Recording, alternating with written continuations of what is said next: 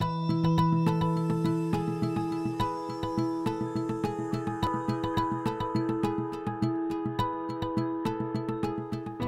everyone. For those of you who don't know me, my name is Sarah Sackwitz, and I'm a senior at Columbia College. And today I am so thrilled to be introducing one of Columbia's shining stars, Professor, scientist, leader, and innovator George Yancopoulos, graduate of Columbia College, class of 1980, followed by innumerable degrees, MD, PhD. He's currently Regeneron's president and chief scientific officer.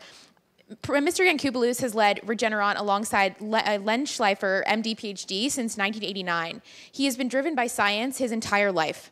He began his education at the Bronx High School of Science, received his MD and PhD from Columbia University, and then went on to become the 11th most highly cited scientist in the world in the 1990s. In 2004, he was elected to be a member of the National Academy of Sciences. Dr. Yancopoulos, together with key members of his team, is a principal inventor and developer of Regeneron's 6 FDA-approved drugs, as well as its foundational technologies, including the TRAP technology, VelociGene, and VelociMune. Before I came to Columbia, I actually participated in a science competition called the Science Talent Search.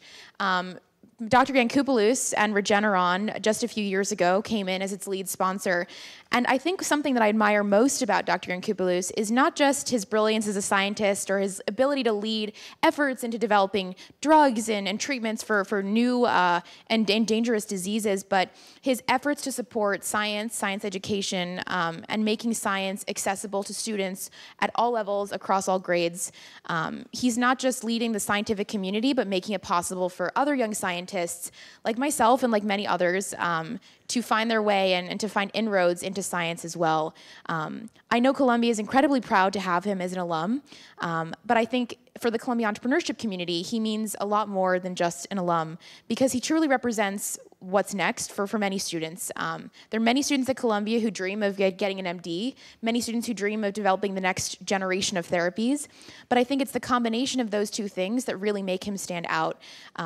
Regeneron is one of the world's most innovative companies in terms of the therapies that it puts out, the drugs that it's developing, and his efforts to lead that, I think, speak to his leadership, not even just his abilities as a scientist, of course, but his leadership and his ability to lead a team. So when Columbia Entrepreneurship had the opportunity to feature Dr. Yancopoulos and Regeneron at Startup Columbia 2018, I think we're all incredibly excited to welcome him here as a celebration of science and biotechnology, and the connection between entrepreneurship and science that exists in so many different ways. When I started my first company, my freshman year of Columbia, a science education company, it was in many ways inspired by the work that he's doing with Society for Science and the Public and with so many other nonprofits and science education-focused initiatives, because science is truly the key to solving many of the world's greatest challenges and making science more accessible to students all across the country and all across the world is something I'm very passionate about, something I know Dr. Yancopoulos is very passionate about, and something we're incredibly thrilled to highlight here at Startup Columbia. So with that, I'd like to welcome Dr. Yancopoulos. All right, Sarah, thank you so much for that very generous introduction. It's great to be here. I've been associated with Columbia since 1974. Started as a high school student in the science program that they had there, and then undergrad, MD, PhD, postdoc, professor, until I got this crazy idea with my longtime partner, Len Schleifer, to start this biotech company. I have to admit, unlike most of the students who I'm so impressed with, I didn't really understand as much about the process, nor I don't think the word entrepreneur had even been invented back then. So we didn't really know what we were doing, and there wasn't much of a path to follow. And I have to admit that our goal was not really to start a company and figure out how to, make money. We really had much more basic motivation. Our whole goal was to come up with new medicines that would make a difference in people's lives.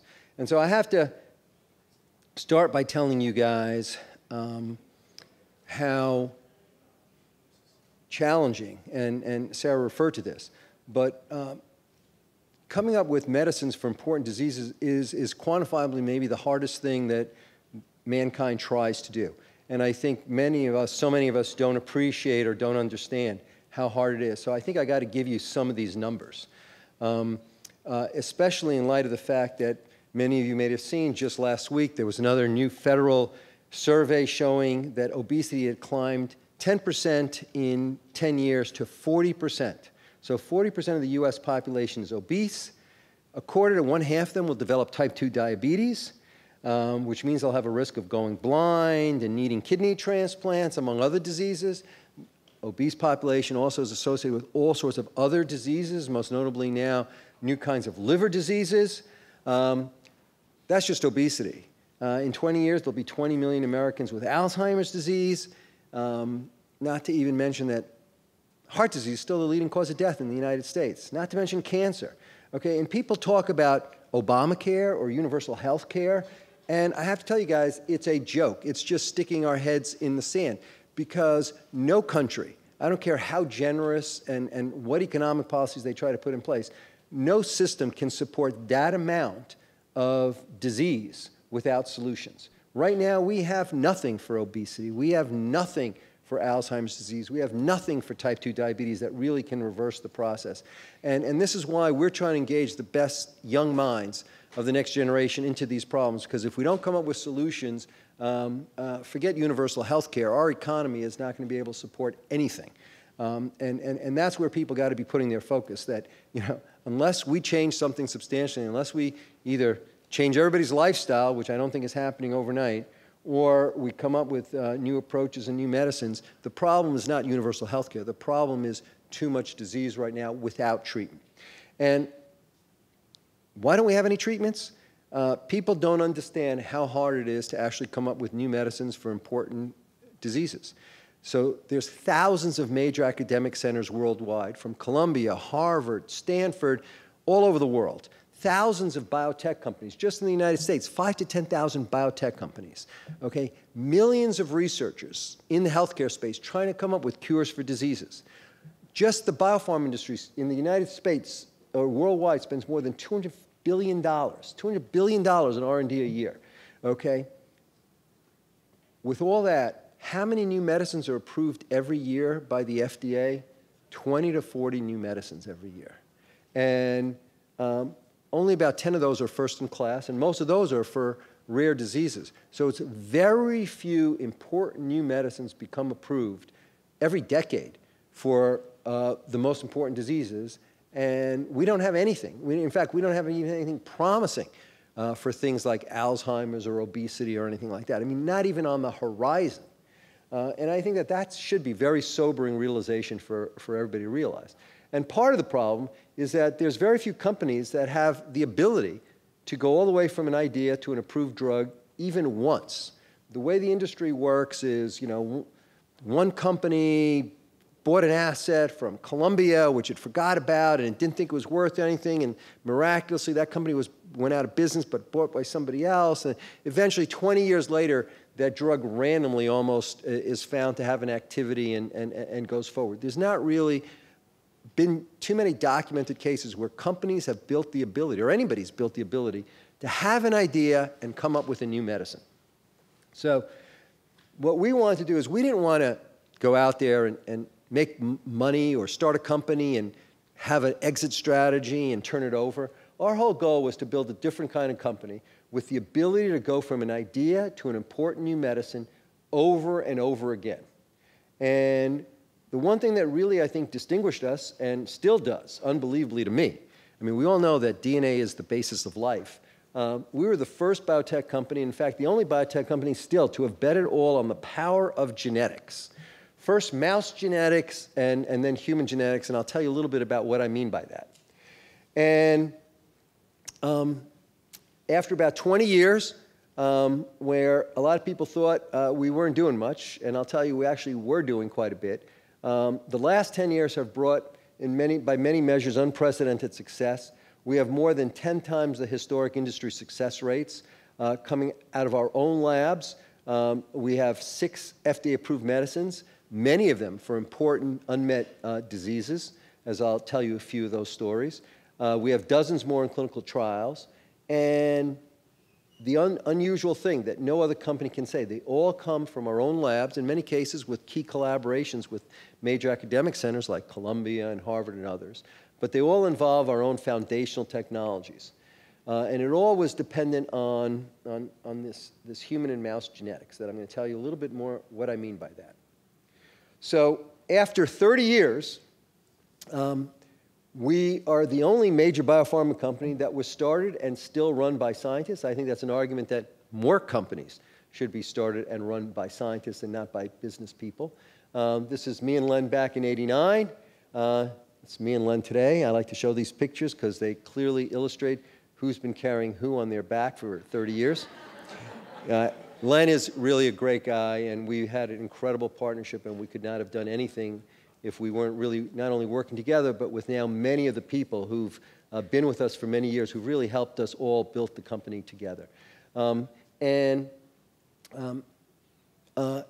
I said, recently there's a lot of accolades that have been coming.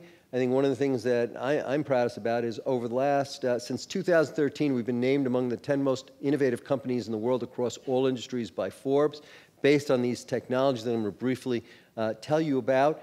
I think last year we came in right behind Tesla. Okay, if you guys want to talk about this later, that really upset me, because if you actually think about it, Tesla is not innovative at all. Okay, it's really true.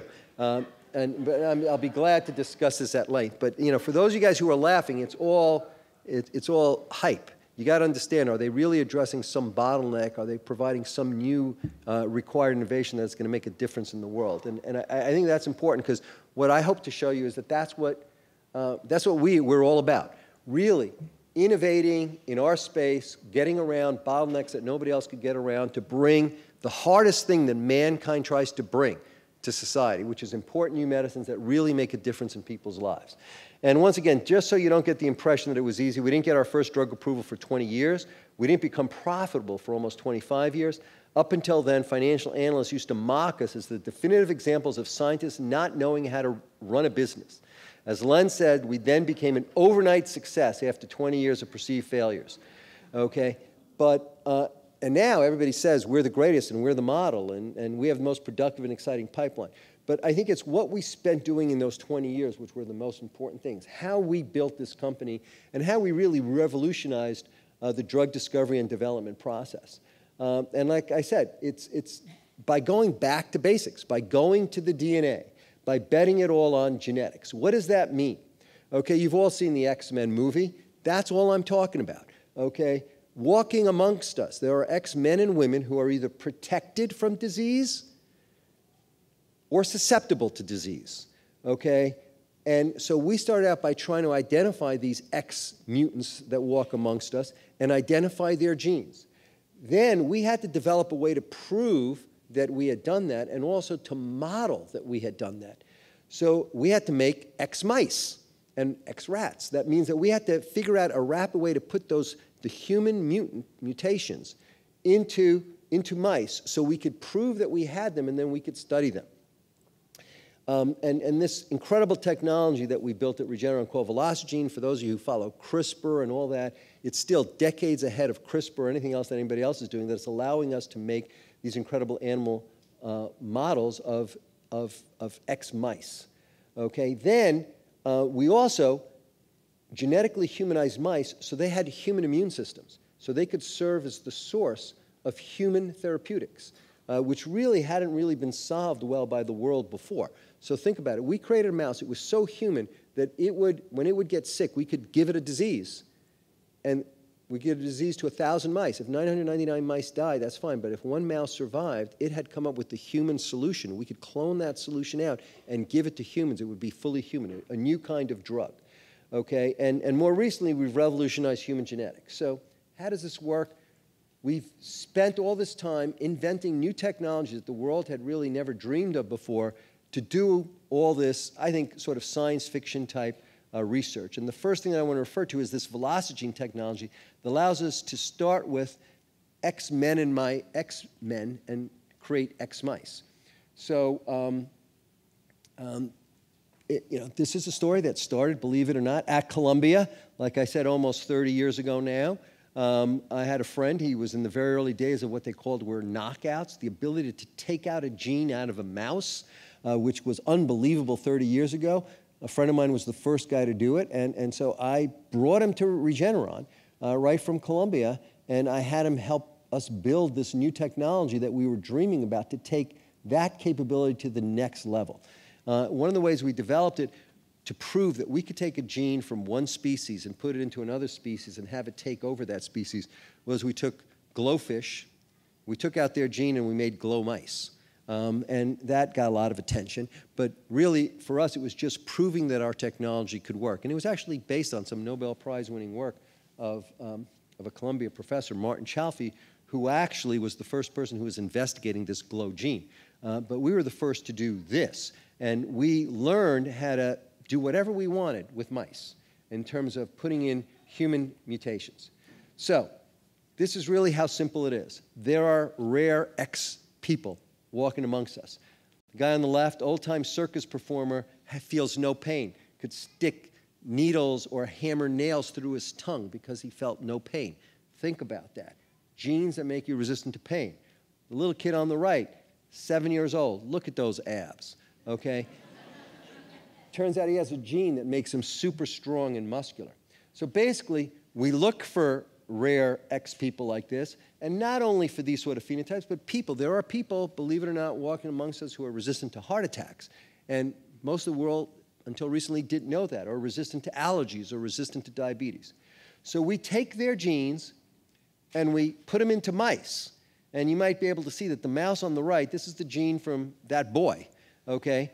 And that mouse on the right, you can't really tell because it's got all that fur exactly what's going on, but it looks maybe a little bulked up, right? Well, where you take the fur off, that's the mouse on the left. This is the mouse on the right, okay? Its muscles are 3 to 4 times the size without exercise, guys.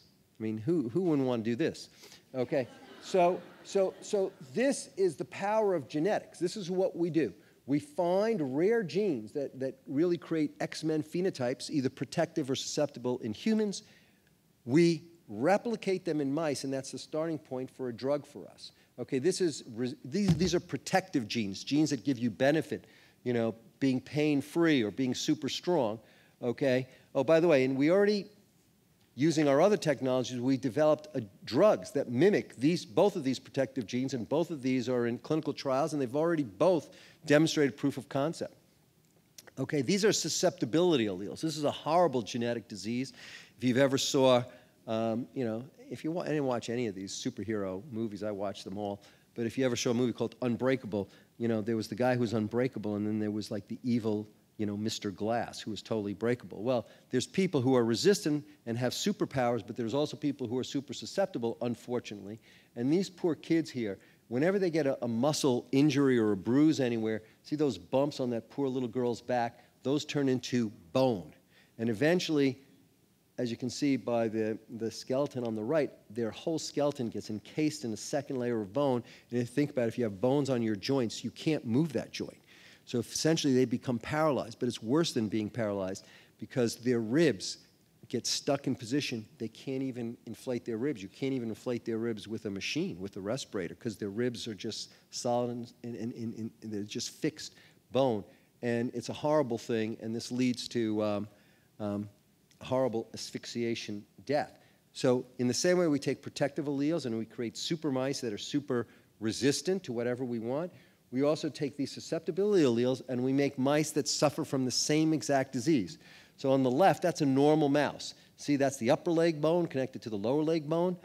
Well, when you turn the mutant on, the susceptibility mutant, see that abnormal bone is forming. There shouldn't be bone there between your upper bone and your leg bone, and if you follow the pictures on the left, the bone just keeps growing, connects your entire skeleton, and essentially paralyzes the mouse. So we reproduce the disease in a mouse that becomes a starting point for a drug, and then we use this VelocImmune technology that we talk about to come up with an antibody, which once again is already in clinical testing for this.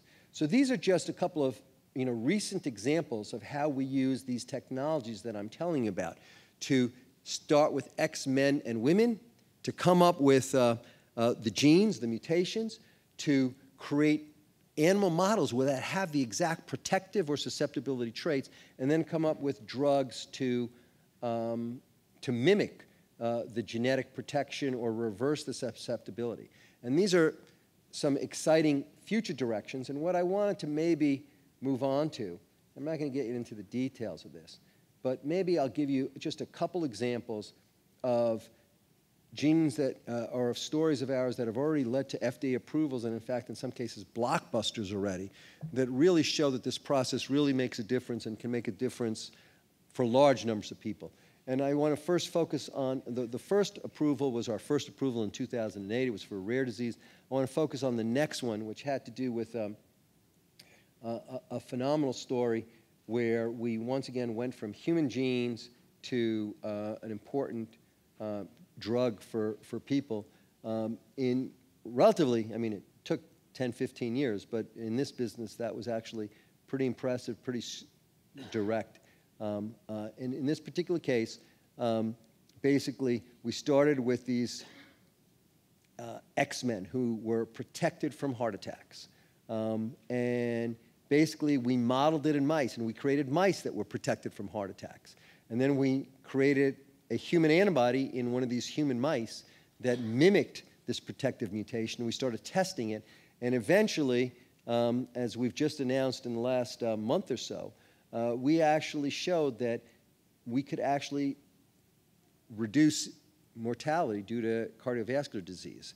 We could save about 1 in 3 deaths in the people who were at the highest risks. So this is really a pretty important and exciting finding, and it really validated a hypothesis that using this genetic approach, you could lower the bad cholesterol and result in marked reduction in coronary heart disease and death after less than 3 years of treatment. So this is something, remember, this is still the #1 killer in the United States is heart disease, and now we've shown something that on top of the maximal statin therapy, which is the therapies that have been around for more than 30 years now, we have something that can really make a difference above and beyond that. So the next disease I want to deal with is so-called allergic disease, which I'm sure many of you guys know about. But there's all sorts of allergic diseases ranging from asthma to atopic dermatitis or eczema to allergic rhinitis, to nasal polyps, to eosinophilic esophagitis, and emerging food allergies, which are becoming a bigger and bigger and bigger problem. All sorts of allergic diseases happening all over the world. And once again, we took the same approach. We started with X-men and women, and we found genes that we thought were protective against allergic disease. And moreover, doing a lot of the same work that I just showed you based on mice and so forth, that led us to have a theory that all allergic disease was linked to the same underlying mechanism or pathway that resulted in a specific kind of immune response driven by 2 interleukins, interleukin-4 and interleukin-13. And we've now gone on to have some overwhelmingly positive phase 3 trials in major diseases now. I mean, this is not something that one sees, where one sees improvements in these big diseases where you're seeing 70, 80% improvements in these individuals in both atopic dermatitis and in asthma. And I could go over the data for you, but I just thought I would just show you a couple pictures from one patient. I just was sent this about 2 weeks ago from a treating physician who said, with the family's permission, I'm sending you before and after images of patients with this severe atopic disease. This is this terrible allergic skin disease called atopic dermatitis. We are intended or trying to treat the most severe people. The severe people in this population have more than half their body covered by this oozy, itchy rash. The way they describe it is like having poison ivy over 50% of your body, but it's all the time. It's unrelenting. It never goes away. Imagine how horrible that could be. So this poor little girl, 11-year-old girl, had been treated with everything from systemic steroids and antibiotics and all sorts of creams. Nothing was happening. The family was in crisis. The poor girl was hospitalized for almost 6 months and unable to really function, and she was miserable. And after 3 doses, as you'll see, she's a pistol, as the treating physician says. And they wanted to know how grateful it was they were for our drug, and that they now, this one particular patient has 20 kids on this treatment, all doing incredibly well, and the quality of life has vastly improved, and so has mine. So what does this disease look like? This is the poor girl before treatment, and this just doesn't go away. It really is like having poison ivy over so much of your body, and it's itchy, and it's oozy, it's horrible. It doesn't go away. You take our drug, look at that. And as the physician said, you know, after 3 doses, she's a pistol. So this is why we do, you know, what we do, because I think there's nothing more rewarding for us scientists than to use science to make a difference in people's lives. And I think that maybe I'm getting a sign here that I got 2 minutes left, even though on my screen it says 7, but it's okay. I'll just get to the very end. Okay, I think the whole point of it, I was going to show you a few more great drugs, a few more ways in which how they work, but I think that the important message is that, as I said, I don't think people understand. I mean, there's all this discussion about healthcare and the cost of healthcare and all that. What we don't appreciate is the cost of disease and what that cost is going to be to society if we don't come up with more treatments, more cures. Okay, and that's what we're not focusing on. That should be the highlight of the discussion. That should be the point. Not, are we going to get universal health care today? Because that's meaningless. Because if we don't do something about this, there'll be no health care for anybody. There'll be no economy in 20 or 30 years. No society can support this amount of disease. So what the conversation should be shifting to is, what are we all doing about addressing some of the most important challenges facing mankind, which are coming up with solutions for all of these diseases. And I think that we've come up with one example of one company that completely revolutionized or changed the way it's done by, I think, focusing on the most obvious, focusing on the DNA, on the genetics, focusing on naturally occurring X-men and women who are either protected or susceptible to disease, and taking advantage of that to come up with new treatments. The hardest thing it is for society to do, new treatments for major diseases that are searching for treatment. So that's pretty much my story. I feel like in many ways we're just getting started. I think many of us, not only Len and me, but many of the people who've been on board for 10, 20, even 30 years like Len and me, I mean, many of us feel we are now only developing the capabilities and the foundational technologies and the resources to really get even more and more powerful at doing this. So we're very excited about what the next 10 to 20 years can bring. So I have a slightly different viewpoint about startup. I just think that people, it's great. I think it's a great experience. It's great what you guys are all involved with. But I do think that one wants to also be thinking about the end game a lot. And I don't think that one should be necessarily always thinking about the end game in the next couple of years, the next few years, the next 5 years, even the next 10 years. It's what are you going to do with your life? What are you going to do to change the world? What are you going to do to make a difference in society? And I think there's nothing better, I can't imagine anything better, than building something that is going to grow and be sustained and is going to be making a difference in society for decades and decades and decades, which is what I hope that we're doing here.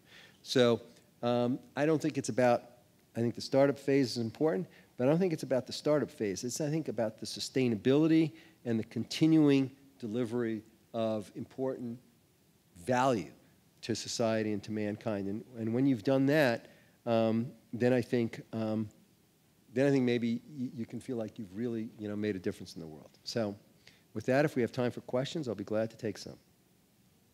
No questions. Okay.